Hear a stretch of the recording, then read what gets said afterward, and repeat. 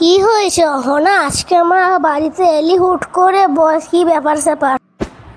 আরে ঈশা, জানিস কালকে রাতে কি হয়েছিল? কালকে রাতে না আমাকে দরজায় কে ঠক ঠক করে রাখছিল, কিন্তু আমি ভয়তে আর খুলতে পারিনি দরজা, আর চাদর চাপাতে আমি বসে শুয়ে পড়েছিলাম জানিস। তার মানে ওটা কোনো ভূত পিশাচ বা অতৃপ্ত আত্মা হতে পারে, কারণ রাতে ওরাই দরজা ঠক ঠক করে।